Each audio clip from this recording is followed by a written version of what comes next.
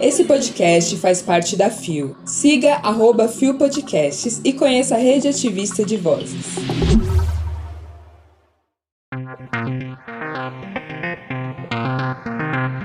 Médicos relatam desigualdade no atendimento a pessoas LGBTQIA+.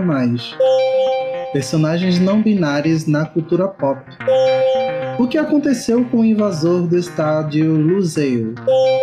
Quarta-feira, 30 de novembro de 2022. Olá, eu sou Zé Henrique e este é mais um Bom Dia Bicha. Levanta, viada, vamos assim! O seu podcast diário de notícias sobre as comunidades LGBTQIAP+. 6 e ônibus. Deu no Gay Blog. 49% dos médicos brasileiros testemunharam desigualdade no atendimento a LGBTQIA+, diz pesquisa. Publicado em 22 de novembro de 2022, o site não informou a pessoa responsável pela matéria.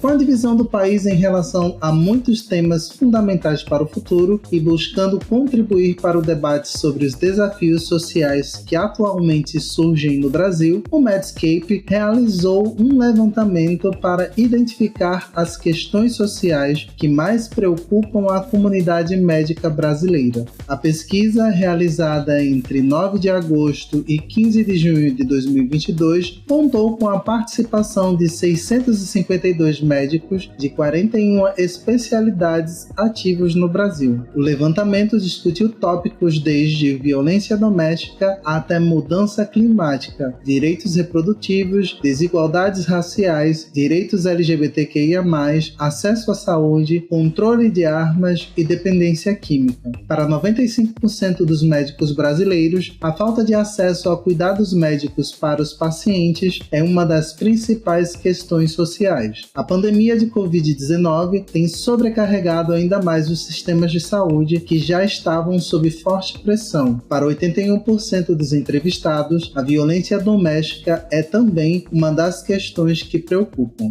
Entre todos os participantes do estudo, 2 em cada 10 observaram situações de desigualdade racial em seu local de trabalho no que diz respeito ao tratamento dos funcionários. A proporção foi semelhante em relação ao tratamento dado aos pacientes, no qual 17% das manifestações de racismo foram identificadas. Cerca de 10% disseram não ter certeza se testemunharam ou não alguma circunstância associada a desigualdades raciais. Entre os participantes da pesquisa, 11% se declararam negros ou pardos, 82% brancos, 1% indígenas, 2% asiáticos, 3% outros e 2% não quiseram responder. Já em relação aos cuidados com a comunidade LGBTQIA+, 39% dos participantes veem desigualdades no atendimento de pacientes dessa população. 49% afirmaram ter testemunhado tais situações. 12% disseram não ter opinião sobre a questão da desigualdade no atendimento a essa população.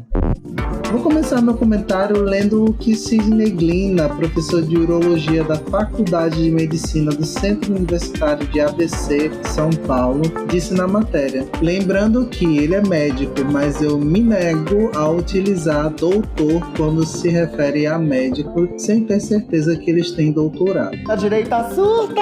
Sidney relata que a maioria dos médicos não tem a preparação necessária para tratar os pacientes LGBTQIA+, e ainda fala o seguinte: a legislação brasileira evoluiu muito nesse sentido, mas é necessário que os médicos se atualizem e estudem as especificidades da saúde desta população. Consegue distinguir? O pior é que dentro da universidade existe uma série de formas de fazer com que todos saiam dali com informação de ponta sobre a população LGBTQIAPN+, no que se refere à saúde e também nos avanços da medicina. A questão não é o problema que as pessoas que saem da universidade vão enfrentar, porque cada um lida com certos problemas de certas formas. Por exemplo, aí na matéria a gente pôde ver que 82% das pessoas se declaram brancas, ou seja, praticamente todos os médicos entrevistados. Porra! É uma pequena porcentagem, 18% desses médicos entrevistados não são brancos. É pouquíssima gente quando a gente pensa na diversidade da nossa população, vendo que no IBGE esse ano, 56% da população se declarou preta ou parda. Então a gente tem uma coisa indisparada nessa relação do que é diversidade. Já tem um problema grandiosíssimo aí. E quando a gente fala de entender a sociedade, entender classe, entender diversidade, a gente passa pelo filtro de: será que uma pessoa cis, branca, heterossexual está preparada para discutir sobre todos esses temas? Normalmente não.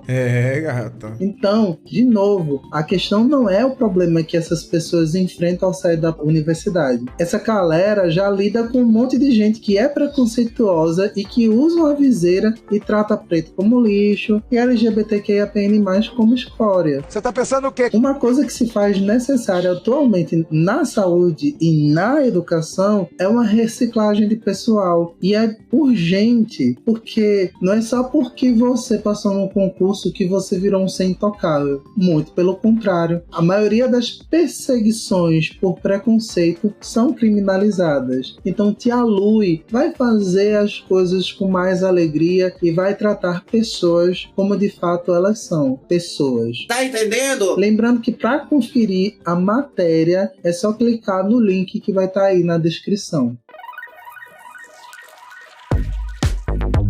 Deu no IG Queer.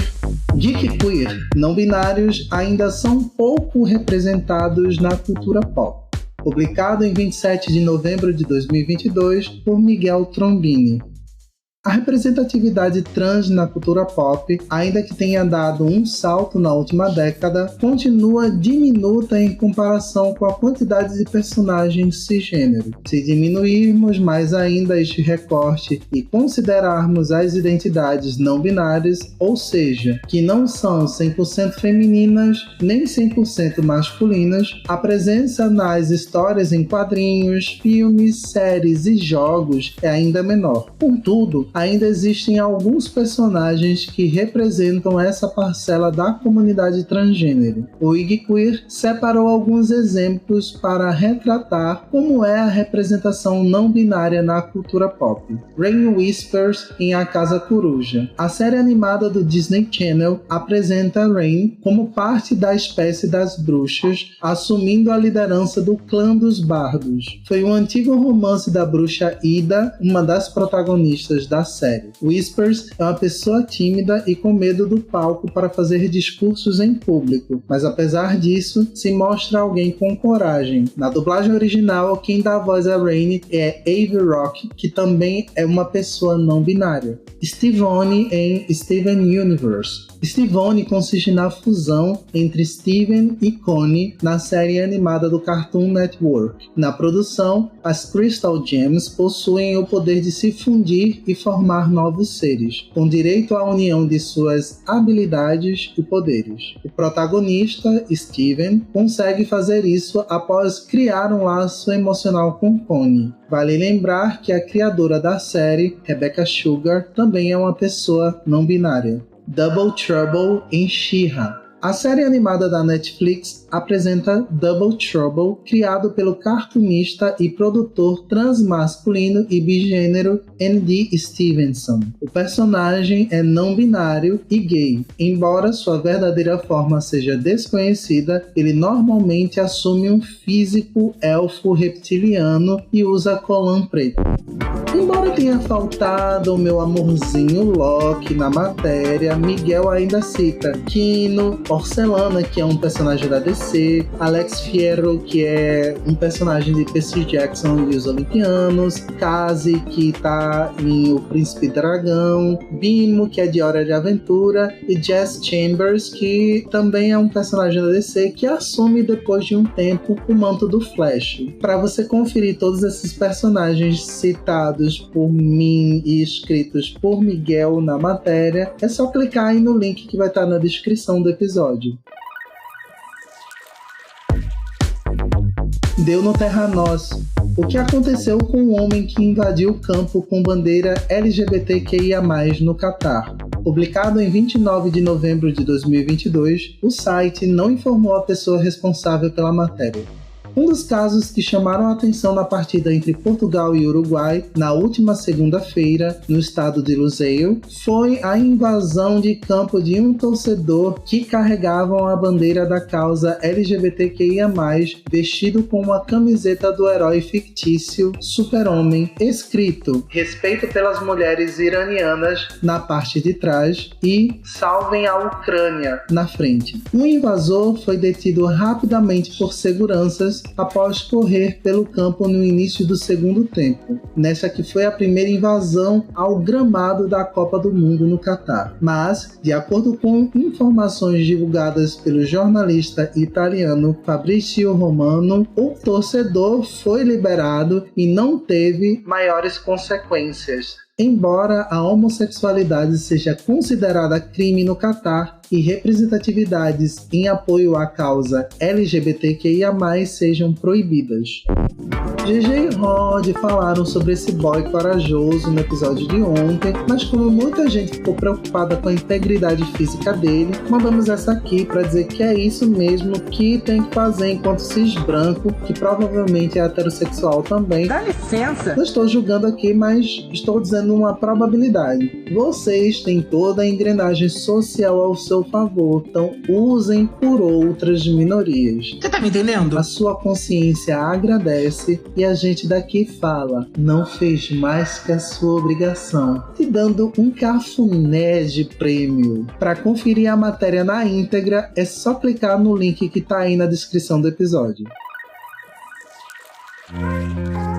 Chegamos ao final de mais um Bom Dia Bicha! E o último dia de novembro, minha gente. Tô aqui totalmente doida, mas vou fazer igual a Mariah Carey e aproveitar que já é praticamente dezembro e só ouvir minhas musiquinhas natalinas.